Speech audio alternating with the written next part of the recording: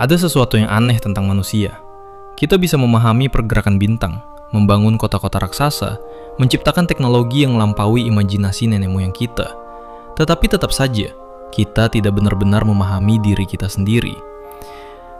Kita menjalani hidup seperti seseorang yang tiba-tiba terbangun di tengah perjalanan panjang, tanpa tahu dari mana semuanya dimulai dan kemana semuanya akan berakhir. Kita lahir tanpa diminta, hidup dengan penuh kebingungan, lalu perlahan menua sambil mencoba meyakinkan diri bahwa semua ini memiliki makna. Dan mungkin dari situlah filsafat lahir. Bukan karena manusia terlalu pintar, tetapi karena manusia terlalu sadar. Sadar bahwa waktu terus bergerak tanpa peduli siapa kita. Sadar bahwa semua yang dicintai suatu hari akan hilang. Dan sadar bahwa di balik seluruh kesibukan hidup, ada kehampaan yang diam-diam selalu mengikuti manusia kemanapun ia pergi. Namun di timur, pencarian itu berkembang dengan cara yang berbeda. Jika banyak filsuf barat mencoba memahami dunia di luar manusia, maka para pemikir timur justru berjalan ke arah sebaliknya. Mereka masuk ke dalam diri mereka sendiri, ke tempat paling sunyi yang sebenarnya selalu dihindari manusia. Karena manusia bisa menghadapi perang, kehilangan, bahkan kematian. Tetapi tidak semua manusia sanggup duduk sendirian bersama pikirannya sendiri. Maka lahirlah para pertapa, para pencari makna, orang-orang yang meninggalkan keramaian dunia untuk mencari sesuatu yang tidak bisa disentuh oleh harta, kekuasaan, ataupun nama besar. Bayangkan seseorang duduk sendirian di tepi sungai ribuan tahun lalu. Tidak ada suara kendaraan, tidak ada layar yang terus menyala, tidak ada kebisingan yang menenggelamkan isi kepala manusia modern hari ini. Hanya suara angin, air yang mengalir, dan kesadaran yang perlahan mulai berbicara. Lalu untuk pertama kalinya, manusia mulai mendengar sesuatu yang selama ini tertutup oleh hiruk-pikuk kehidupan. Kegelisahan. Pertanyaan-pertanyaan yang tidak bisa dijawab hanya dengan kesibukan. Siapa aku sebenarnya? Mengapa manusia menderita? Kenapa kebahagiaan selalu terasa sebentar? Dan mengapa, bahkan setelah mendapatkan semua yang diinginkan, manusia tetap merasa kosong? Pertanyaan-pertanyaan itu kemudian tumbuh menjadi sesuatu yang jauh lebih besar daripada sekedar pemikiran. Ia berubah menjadi perjalanan panjang peradaban timur dalam memahami kesadaran, ego, penderitaan, dan makna keberadaan manusia itu sendiri. Dari hutan-hutan India kuno, kuil-kuil yang dipenuhi asap dupa, hingga pegunungan sunyi di Tiongkok, manusia mulai mencoba memahami sebuah kemungkinan yang mengganggu, bahwa mungkin penderitaan terbesar manusia bukan berasal dari dunia, melainkan dari pikirannya sendiri. Bahwa manusia menghabiskan hidupnya mengejar banyak hal tanpa benar-benar memahami siapa yang sedang mengejar semuanya. Dan semakin dalam para filsuf timur menyelami kesadaran manusia, semakin samar batas antara kenyataan dan ilusi. Karena bisa jadi, diri yang selama ini kita sebut aku hanyalah sesuatu yang terus berubah, terus bergerak, dan tidak pernah benar-benar tetap. Mungkin itulah alasan mengapa filsafat timur terasa begitu dekat bahkan hingga hari ini. Karena di tengah dunia modern yang penuh suara, manusia ternyata masih membawa pertanyaan yang sama seperti ribuan tahun lalu. Tentang siapa dirinya sebenarnya, tentang mengapa ia merasa kosong, dan tentang apakah ketenangan sejati benar-benar ada, atau hanya ilusi lain yang terus dikejar manusia sampai akhir hidupnya.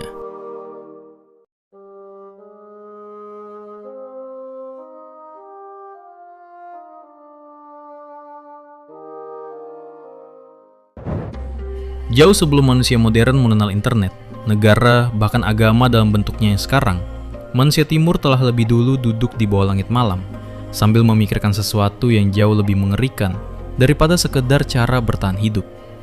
Mereka memikirkan keberadaan, tentang mengapa manusia lahir hanya untuk menua, mengapa kehidupan terasa begitu indah sekaligus menyakitkan, dan mengapa semakin manusia mengejar sesuatu, semakin ia merasa ada ruang kosong di dalam dirinya yang tidak pernah benar-benar terisi.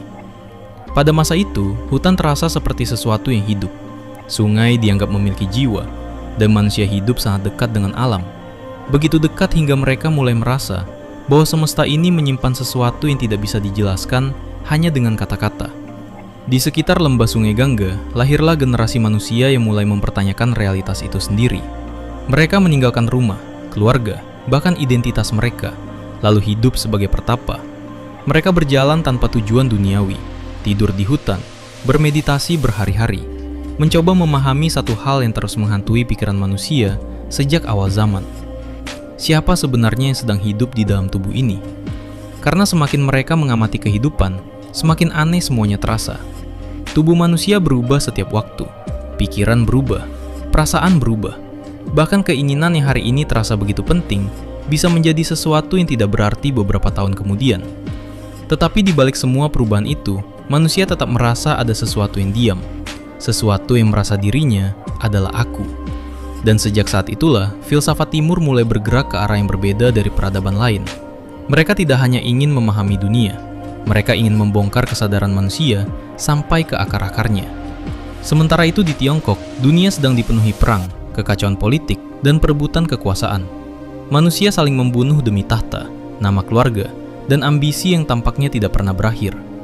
Tetapi justru di tengah kekacauan itulah, lahir pemikiran-pemikiran besar yang mencoba memahami bagaimana manusia seharusnya hidup.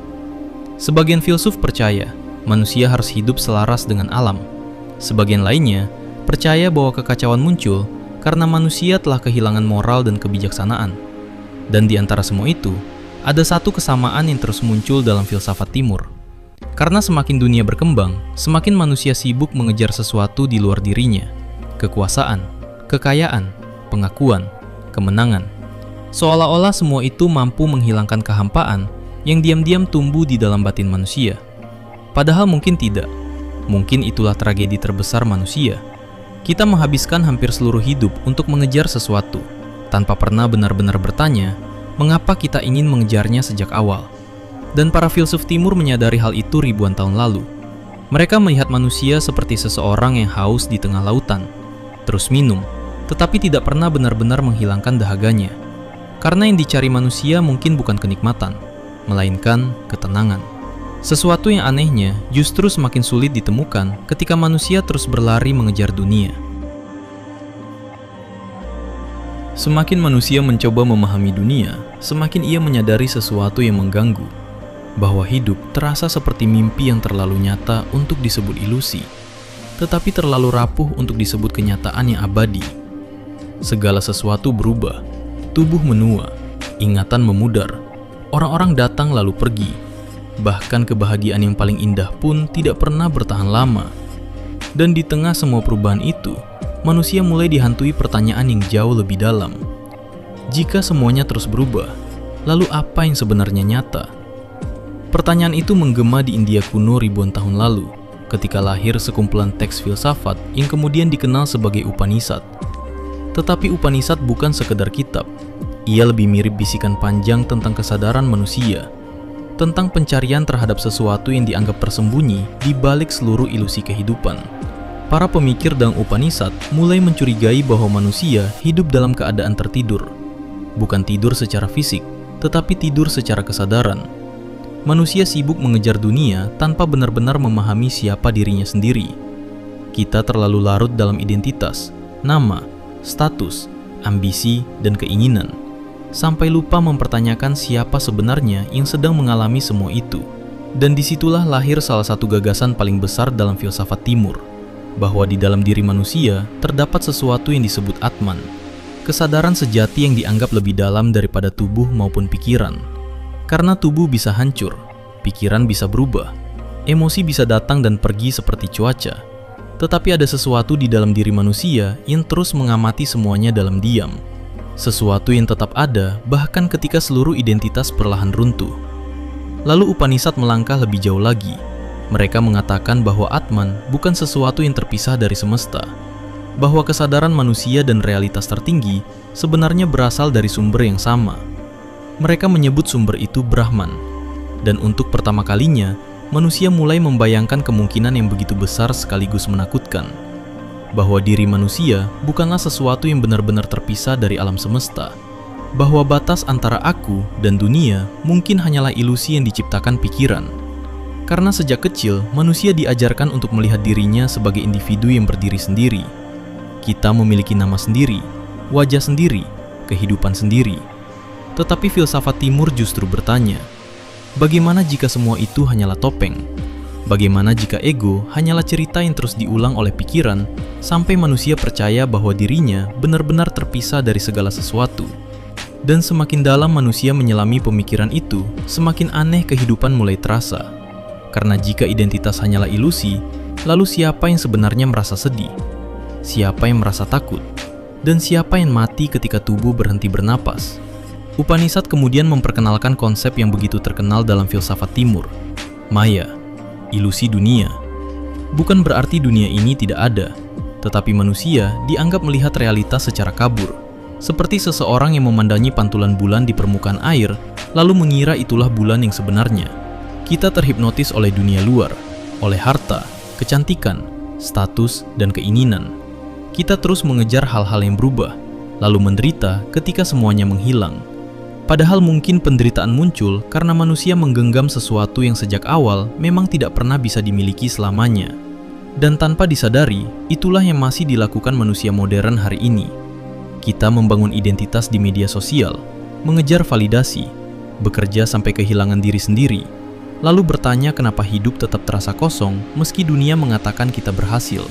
Seolah-olah manusia terus berusaha mengisi lubang yang sebenarnya tidak berada di luar dirinya, tetapi di dalam. Dan mungkin itulah mengapa filsafat timur terasa begitu mengganggu ketika benar-benar dipahami. Karena ia tidak hanya mempertanyakan dunia, ia mempertanyakan siapa sebenarnya orang yang sedang melihat dunia itu. Ada momen dalam hidup ketika manusia mulai menyadari bahwa dunia tidak pernah benar-benar memberi apa yang dijanjikannya. Kita tumbuh dengan keyakinan bahwa kebahagiaan ada di depan sana. Sedikit lagi, sedikit lebih banyak uang, sedikit lebih banyak cinta, sedikit lebih banyak pengakuan. Dan tanpa sadar, seluruh hidup manusia berubah menjadi perlombaan panjang menuju sesuatu yang bahkan tidak pernah benar-benar ia pahami. Tetapi bagaimana jika setelah mendapatkan semuanya, kehampaan itu tetap ada? Pertanyaan itulah yang perlahan menghancurkan kehidupan seorang pangeran muda bernama Siddhartha Gautama. Ia lahir di tengah kemewahan, hidupnya dipenuhi kenyamanan, hiburan, dan segala hal yang diinginkan manusia. Ayahnya bahkan berusaha melindunginya dari penderitaan dunia, seolah-olah rasa sakit bisa dihapus hanya dengan menciptakan kehidupan yang indah. Namun kenyataan tidak pernah bisa disembunyikan selamanya. Suatu hari, Siddhartha melihat sesuatu yang mengubah hidupnya untuk selamanya. Untuk pertama kalinya, ia menyadari bahwa seluruh kemewahan istana tidak mampu melindungi manusia dari kenyataan paling dasar tentang kehidupan. Tubuh akan rusak, manusia akan menderita, dan semua orang pada akhirnya akan mati. Bayangkan perasaan itu. Bayangkan menyadari bahwa seluruh hidup manusia dibangun di atas sesuatu yang rapuh. Bahwa apapun yang kita cintai suatu hari akan hilang. Bahwa tubuh yang hari ini terasa kuat, perlahan sedang bergerak menuju kehancurannya sendiri. Sebagian manusia mencoba melupakan kenyataan itu dengan kesibukan. Sebagian lagi menenggelamkan diri dalam hiburan. Tetapi Siddhartha melakukan sesuatu yang jauh lebih ekstrim. Ia meninggalkan semuanya. Istana, kekayaan, keluarga, identitasnya sebagai pangeran. Karena ia merasa tidak mungkin menjalani hidup seperti biasa setelah melihat kenyataan yang begitu telanjang tentang keberadaan manusia. Lalu dimulailah perjalanan panjang yang mengubah sejarah filsafat timur. Ia hidup bersama para pertapa, menyiksa tubuhnya sendiri, berpuasa, bermeditasi berhari-hari, mencoba mencari jawaban tentang mengapa manusia menderita. Namun semakin jauh ia mencari, semakin ia menyadari sesuatu. Bahwa penderitaan manusia mungkin bukan berasal dari dunia itu sendiri, melainkan dari keterikatan manusia terhadap dunia. Dari keinginan yang tidak pernah selesai, dari ego yang terus berkata, "Aku ingin lebih." Dan bukankah itu yang masih terjadi sampai hari ini? Manusia modern hidup seperti mesin keinginan yang tidak pernah berhenti. Setelah mendapatkan satu hal, kita langsung menginginkan hal berikutnya. Setelah mencapai satu tujuan, muncul tujuan lain. Seolah-olah kebahagiaan selalu berada sedikit lebih jauh di depan kita. Padahal mungkin, yang membuat manusia menderita bukan karena ia kekurangan sesuatu, tetapi karena ia tidak pernah berhenti mengejar. Dalam keheningan meditasi yang panjang, Siddhartha akhirnya sampai pada sebuah pemahaman yang mengguncang seluruh cara manusia melihat dirinya sendiri. Bahwa tidak ada aku yang benar-benar tetap, tidak ada identitas yang abadi. Manusia hanyalah kumpulan pikiran, ingatan, emosi, dan pengalaman yang terus berubah dari waktu ke waktu. Tetapi anehnya, kita menghabiskan seluruh hidup untuk mempertahankan sesuatu yang bahkan tidak pernah benar-benar stabil sejak awal. Dan mungkin itulah ironi terbesar manusia. Kita rela menderita demi melindungi sebuah identitasnya rapuh dan sementara. Kita takut kehilangan status, takut ditolak, takut gagal, takut tidak dianggap penting, karena kita terlalu percaya pada sosok yang kita sebut diri sendiri. Padahal menurut Buddhisme, justru keterikatan pada diri itulah sumber penderitaan manusia. Maka setelah bertahun-tahun mencari, Siddhartha Gautama akhirnya dikenal sebagai Buddha, manusia yang terbangun. Bukan terbangun dari tidur biasa, tetapi terbangun dari ilusi. Ilusi bahwa kebahagiaan bisa ditemukan dengan terus memuaskan keinginan. Ilusi bahwa ego adalah pusat dari segalanya. Dan ilusi bahwa manusia bisa menggenggam sesuatu yang pada dasarnya memang tidak pernah kekal. Tetapi mungkin bagian paling mengganggu dari semua ini adalah kenyataan bahwa ribuan tahun telah berlalu dan manusia masih terjebak dalam lingkaran yang sama. Masih mengejar, masih takut kehilangan, masih mencoba mengisi kehampaan dengan hal-hal di luar dirinya. Seolah-olah kita terus berlari dari sesuatu yang sebenarnya selalu ada di dalam diri kita sendiri. Manusia mulai lelah. Lelah mengejar sesuatu yang tidak pernah benar-benar memuaskan. Lelah berpura-pura kuat. Lelah mencoba mengendalikan hidup yang sebenarnya tidak pernah bisa sepenuhnya dikendalikan. Dan mungkin tanpa disadari, sebagian besar penderitaan manusia lahir dari satu hal sederhana. Kita terus melawan arus kehidupan. Kita ingin semuanya berjalan sesuai keinginan kita. Kita ingin dunia mengikuti rencana kita, orang lain memahami kita, keadaan memihak kita, waktu menunggu kita. Tetapi hidup tidak pernah bekerja seperti itu. Semesta bergerak tanpa peduli pada harapan manusia. Musim berganti tanpa meminta izin. Daun jatuh tanpa ketakutan. Sungai mengalir tanpa bertanya apakah ia menuju tempat yang benar. Tetapi manusia terus memaksa. Dan ribuan tahun lalu, di tengah kekacauan perang dan ambisi manusia di Tiongkok kuno, muncul seorang filsuf misterius bernama Laozi yang mulai melihat sesuatu yang berbeda tentang kehidupan. Ia menyadari bahwa semakin manusia berusaha menguasai dunia, semakin ia kehilangan kedamaian. Semakin manusia memaksa hidup mengikuti keinginannya, semakin hidup terasa berat. Maka Laozi menawarkan sesuatu yang terdengar sederhana, tetapi sebenarnya sangat sulit dilakukan. Ia menyebut jalan itu sebagai Tao, bukan Tuhan dalam pengertian biasa, bukan pula aturan moral yang kaku. Tao lebih seperti arus besar semesta, sesuatu yang tidak bisa sepenuhnya dijelaskan, tetapi bisa dirasakan. Sesuatu yang selalu bergerak diam-diam di balik seluruh kehidupan. Dan menurut Taoisme, penderitaan muncul ketika manusia mencoba memisahkan dirinya dari arus itu. Ketika manusia terlalu dipenuhi ego, terlalu sibuk membuktikan diri, terlalu takut kehilangan kendali. Padahal alam tidak pernah hidup seperti itu. Pohon tidak memaksa dirinya tumbuh lebih cepat. Air tidak marah ketika harus mengalir memutari batu. Langit tidak mencoba menjadi sesuatu yang lain selain dirinya sendiri.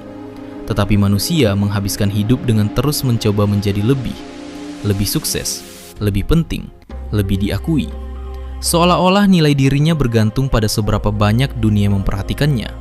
Dan diam-diam, itu menghancurkan manusia. Karena semakin kita mencoba mengendalikan segalanya, semakin kita dihantui kecemasan, takut gagal, takut kehilangan, takut hidup berjalan tidak sesuai rencana. Laozi memahami sesuatu yang masih sulit diterima manusia modern sampai hari ini, bahwa tidak semua hal harus dipaksa. Ada saatnya kehidupan justru berjalan paling baik ketika manusia berhenti mencengkeramnya terlalu erat. Dalam Taoisme, ada sebuah konsep bernama Wu Wei, bertindak tanpa memaksa, mengalir tanpa kehilangan arah, seperti air yang lembut, tetapi perlahan mampu mengikis batu paling keras sekalipun. Dan mungkin itulah yang membuat filsafat Tao terasa begitu sunyi sekaligus dalam. Ia tidak berteriak seperti ambisi manusia. Ia tidak menjanjikan kemenangan besar. Ia hanya mengajak manusia duduk sejenak, lalu menyadari betapa lelahnya dirinya selama ini. Karena mungkin selama ini manusia tidak benar-benar hidup. Kita hanya sibuk berlari menuju masa depan, berlari dari kegagalan, berlari dari rasa sepi, dan yang paling menyedihkan, berlari dari diri kita sendiri. Padahal semakin cepat manusia berlari, semakin jauh ia dari ketenangan yang sebenarnya ia cari. Mungkin karena ketenangan tidak pernah ditemukan di ujung pencapaian, tetapi muncul ketika manusia akhirnya berhenti berperang dengan hidupnya sendiri.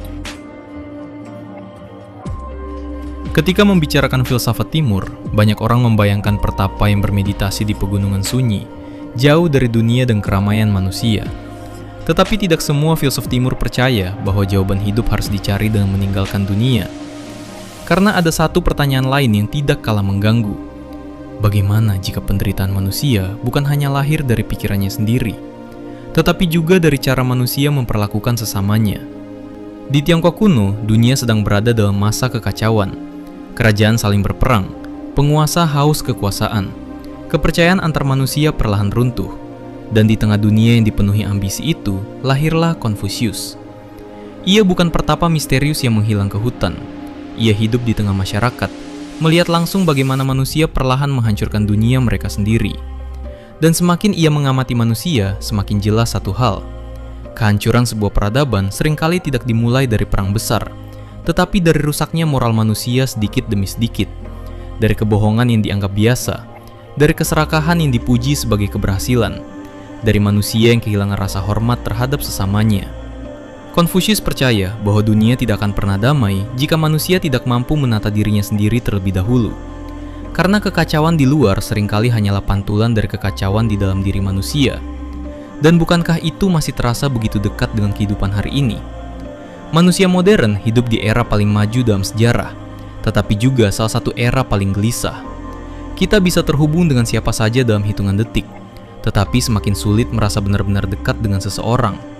Kita membangun citra sempurna di depan dunia, tetapi diam-diam merasa asing terhadap diri sendiri. Seolah-olah manusia perlahan kehilangan sesuatu yang dulu membuat hidup terasa manusiawi. Bagi Konfusius, menjadi manusia bukan sekadar bertahan hidup atau mengejar kesuksesan pribadi. Menjadi manusia berarti belajar menjaga harmoni dengan orang lain, dengan keluarga, dengan masyarakat, dengan kehidupan itu sendiri. Karena manusia tidak pernah benar-benar hidup sendirian. Kita dibentuk oleh cara kita berbicara kepada orang lain, oleh cara kita memperlakukan orang tua, oleh bagaimana kita menggunakan kekuasaan ketika memilikinya, dan yang paling penting, oleh apa yang kita lakukan ketika tidak ada seorang pun yang melihat. Tetapi semakin dunia bergerak cepat, semakin manusia kehilangan waktu untuk mempertanyakan dirinya sendiri. Kita sibuk mengejar pencapaian sampai lupa bertanya apakah semua itu membuat kita menjadi manusia yang lebih baik atau hanya manusia yang lebih kosong.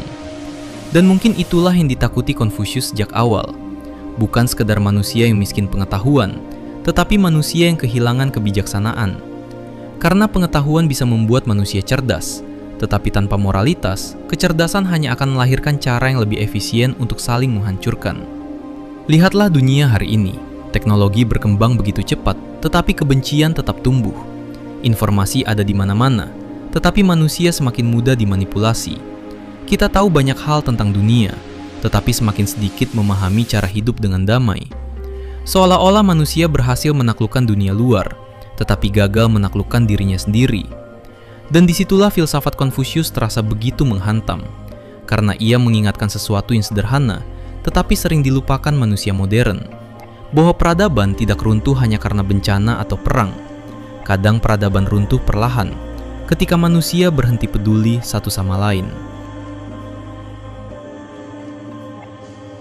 Coba perhatikan hidup manusia modern hari ini. Kita hampir tidak pernah benar-benar diam. Selalu ada suara, musik, notifikasi, video pendek yang terus bergerak tanpa henti. Kita bangun sambil melihat layar, tidur dengan pikiran yang masih dipenuhi kebisingan, lalu mengulang semuanya lagi keesokan harinya. Dan mungkin tanpa disadari, semua itu bukan sekadar hiburan. Mungkin manusia memang sedang berusaha melarikan diri dari sesuatu, keheningan. Karena di dalam keheningan, manusia mulai mendengar dirinya sendiri, dan tidak semua orang siap menghadapi itu. Ribuan tahun lalu, pemikiran Buddhisme terus berkembang, hingga akhirnya melahirkan sesuatu yang jauh lebih sunyi, lebih sederhana, tetapi juga lebih menusuk. Zen tidak terlalu sibuk menjelaskan dunia dengan teori panjang. Ia tidak mencoba memuaskan rasa ingin tahu intelektual manusia sepenuhnya. Justru sebaliknya, Zen sering menghancurkan cara berpikir manusia sampai yang tersisa hanyalah kesadaran itu sendiri. Karena menurut Zen, Masalah terbesar manusia bukan karena ia tidak tahu terlalu banyak, tetapi karena pikirannya tidak pernah berhenti berbicara. Manusia terus memikirkan masa lalu yang tidak bisa diubah, mengkhawatirkan masa depan yang belum tentu terjadi, membandingkan dirinya dengan orang lain, menciptakan ketakutan-ketakutan di dalam kepalanya sendiri, lalu perlahan tenggelam di dalamnya. Dan semakin manusia terjebak dalam pikirannya, semakin ia kehilangan kemampuan untuk benar-benar hidup di saat ini. Zen melihat sesuatu yang aneh tentang manusia. Kita hampir selalu berada di mana-mana, kecuali di tempat kita benar-benar berada. Tubuh ada di satu tempat, tetapi pikiran berjalan ke tempat lain. Kita makan sambil memikirkan pekerjaan, berbicara sambil memikirkan penilaian orang lain. Bahkan ketika bersama orang yang kita cintai, pikiran kita sering sibuk berada di tempat yang jauh.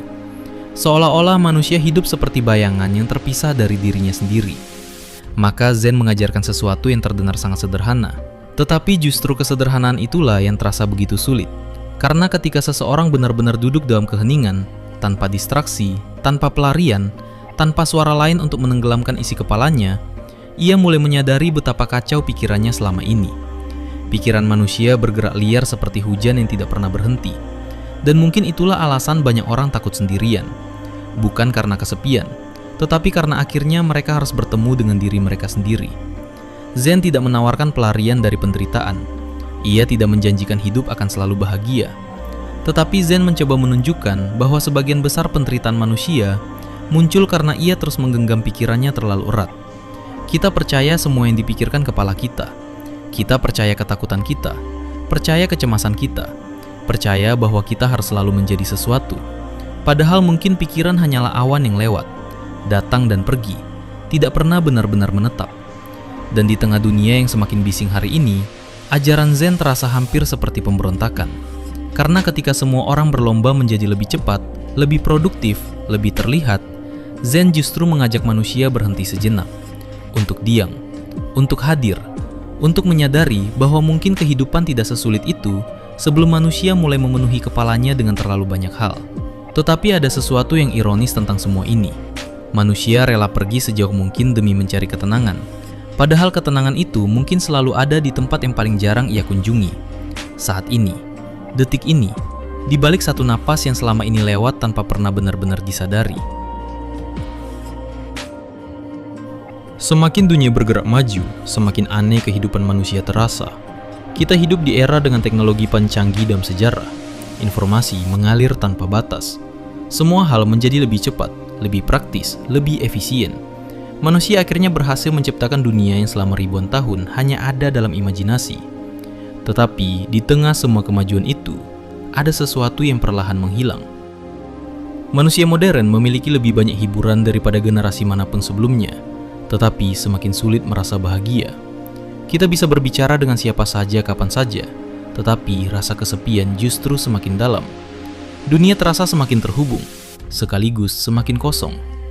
Dan diam-diam, dunia barat mulai menyadari sesuatu, bahwa mungkin kemajuan saja tidak cukup untuk membuat manusia merasa utuh. Maka untuk pertama kalinya dalam sejarah modern, banyak pemikir barat mulai menoleh ke timur. Mereka menemukan sesuatu yang selama ini hampir terlupakan di tengah dunia yang terlalu sibuk mengejar pencapaian. Salah satu orang yang sangat terpengaruh oleh filsafat timur adalah Arthur Schopenhauer. Ia membaca Upanishad dan menemukan gagasan yang terasa begitu dekat dengan pandangannya tentang penderitaan manusia. Menurutnya, hidup manusia digerakkan oleh hasrat yang tidak pernah selesai. Kita terus menginginkan sesuatu, lalu menderita ketika tidak mendapatkannya. Tetapi bahkan ketika berhasil mendapatkannya pun, rasa puas itu tidak pernah bertahan lama. Manusia seperti makhluk yang terus haus di dunia yang tidak pernah benar-benar mampu menghilangkan dahaganya. Dan bukankah itu terdengar sangat mirip dengan kehidupan hari ini? Kita hidup dalam budaya yang terus berkata bahwa kita harus menjadi lebih sukses, lebih menarik, lebih kaya, lebih produktif. Seolah-olah nilai manusia ditentukan oleh seberapa banyak yang berhasil ia kumpulkan sebelum mati. Padahal semakin banyak manusia mengejar validasi dunia, semakin ia menggantungkan kebahagiaannya pada sesuatu yang rapuh dan berubah-ubah. Lalu datang Friedrich Nietzsche, seorang filsuf yang juga memandangi kehidupan manusia seperti seseorang yang sedang berdiri di tepi jurang. Ia melihat bagaimana manusia modern perlahan kehilangan makna. Agama mulai dipertanyakan. Nilai-nilai lama runtuh. Dan di tengah kehampaan itu, manusia seperti tersesat di dunia yang tidak lagi memberinya jawaban pasti tentang tujuan hidup. Nietzsche menyebutnya sebagai krisis nihilisme, momen ketika manusia mulai menyadari bahwa mungkin semesta tidak pernah memberikan makna apapun sejak awal. Dan anehnya, justru di tengah kehampaan itulah filsafat Timur terasa semakin relevan. Karena Timur tidak terlalu sibuk mencari makna besar di luar manusia. Ia lebih banyak berbicara tentang cara berdamai dengan keberadaan itu sendiri, tentang menerima ketidakkekalan, tentang memahami penderitaan, tentang berhenti menggantungkan kebahagiaan pada hal-hal yang terus berubah. Sementara dunia modern terus bergerak semakin cepat, manusia perlahan mulai kelelahan secara mental. Kecemasan meningkat, depresi meningkat. Orang-orang merasa terhubung dengan semua orang, tetapi jauh dari dirinya sendiri. Dan mungkin itulah alasan mengapa meditasi, mindfulness, zen, dan berbagai pemikiran Timur kembali menarik perhatian dunia. Bukan karena manusia modern tiba-tiba menjadi spiritual, tetapi karena mereka lelah.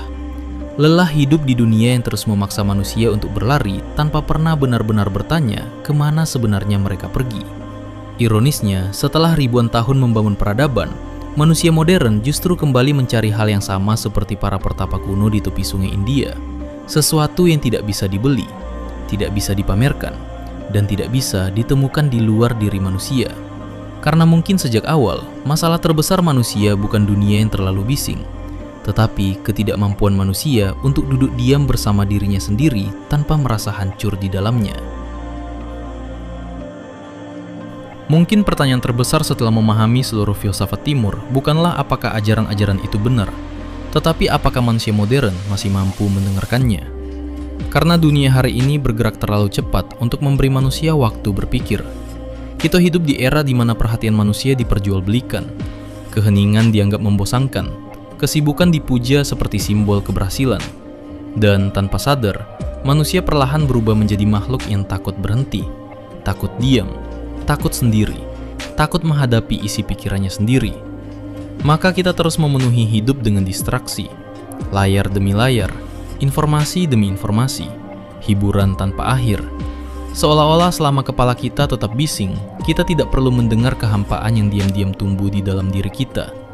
Tetapi filsafat Timur telah memperingatkan sesuatu sejak ribuan tahun lalu, bahwa manusia yang terus hidup tanpa kesadaran perlahan akan kehilangan dirinya sendiri. Dan mungkin itulah yang sedang terjadi sekarang. Lihatlah bagaimana manusia modern hidup. Kita bangun dengan kecemasan, bekerja sampai kehilangan makna hidup, membandingkan diri dengan kehidupan orang lain setiap hari. Lalu tidur dengan pikiran yang tetap lelah meski tubuh sudah tidak mampu bergerak lagi. Kita memiliki akses terhadap hampir seluruh pengetahuan dunia, tetapi semakin sulit memahami diri sendiri.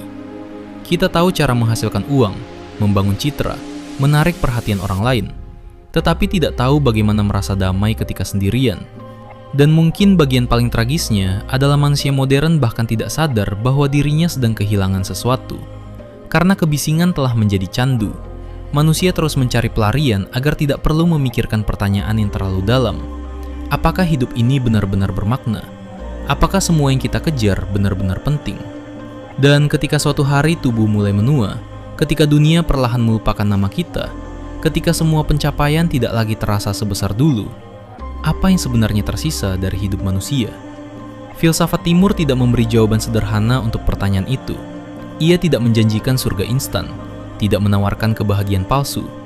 Justru sebaliknya, filsafat Timur memaksa manusia melihat kenyataan yang paling tidak nyaman tentang dirinya sendiri, bahwa sebagian besar penderitaan lahir dari keterikatan, dari ego yang terus ingin diakui, dari pikiran yang tidak pernah berhenti mengejar, dan dari manusia yang terlalu sibuk mencari makna di luar dirinya, sampai lupa mendengarkan dirinya sendiri.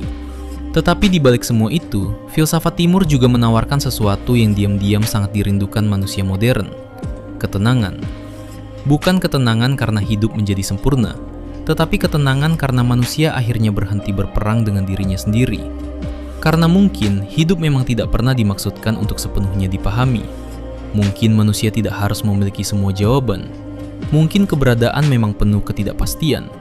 Dan mungkin kedamaian bukan muncul ketika manusia berhasil mengendalikan hidupnya, tetapi ketika ia berhenti memaksa hidup menjadi sesuatu yang berbeda dari apa adanya. Pada akhirnya, filsafat Timur tidak mencoba membuat manusia menjadi makhluk sempurna. Ia hanya mencoba membangunkan manusia dari hidup yang dijalani secara otomatis, dari ego yang terus lapar, dan dari ilusi bahwa dunia luar akan mampu mengisi kehampaan yang sebenarnya berasal dari dalam dirinya sendiri. Karena bisa jadi, hal paling menakutkan dalam hidup bukanlah kematian, melainkan menyadari bahwa kita telah hidup begitu lama tanpa pernah benar-benar mengenal siapa diri kita sebenarnya.